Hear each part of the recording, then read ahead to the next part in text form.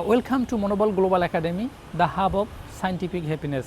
অর্থাৎ চিকিৎসা বিজ্ঞানে দুটো শব্দ আছে যে প্লাসিবো আর নাসিবো। প্লাসিবো নাসিবো হচ্ছে যে রুগীকে যখন কোনো কিছু দেয়া হয়, দেওয়ার আগে যদি তাকে ইতিবাচক কথা বলা হয়, তাহলে ওই যে জিনিসটা আমরা দিতে চাই সেই জিনিসটা না দিলেও তার ইতিবাচকভাবে কাজ করবে।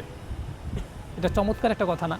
যেমন এরকম পরীক্ষা করে দেখা গেছে যে রুগীকে বলা হয়েছে আপনাকে এই ইঞ্জেকশনটা দেওয়া হচ্ছে, এই স্যালাইনটা দেওয়া হচ্ছে, হ্যাঁ আপনি সুস্থ হবেন। খুব সুন্দর করে গুছিয়ে বলছেন। হ্যাঁ, রুগীকে পুশ করা হয়েছে ইঞ্জেকশন, কিন্তু এটা ইঞ্জেকশন ছিল না, মেডিসিন ছিল না, জাস্ট ডিস্টিল ওয়াটার ছিল। কি রুগী সুস্থ হয়ে গেছে, কারণ ডাক্তার যখন রুগীকে পুশ করছে, এটা মেডিসিনটা দিয়েছে, বলছে যে আপনাকে এই স্যালাইনটা দেওয়া হলো, তখন সে আর ভাবে নাই যে দিল কি দিল না, সে বিশ্বাস করে ফেলছে যে হ্যাঁ আমাকে দিয়েছে। Placebo effect.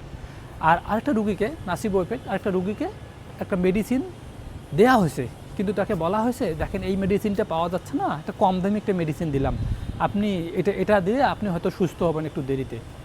কিন্তু রুগীকে কিন্তু মেডিসিনটা দেওয়া হয়েছে, তবুও কিন্তু বলা হয়েছে জাস্ট মেডিসিন দেওয়া হয় নাই, অন্য মেডিসিন দিয়েছি। দেখা গেছে ওই রোগী সুস্থ হতে অনেক সময় লাগছে।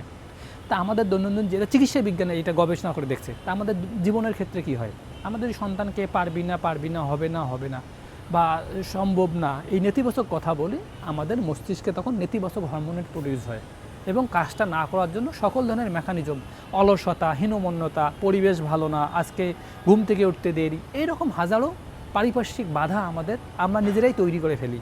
কারণ আমাদের মস্তিষ্কে সেট আপ দেওয়া আছে, কমান্ড দেওয়া আছে যে কি আমি পারবো না, বা সবাই বলে যে আমি পারবো না।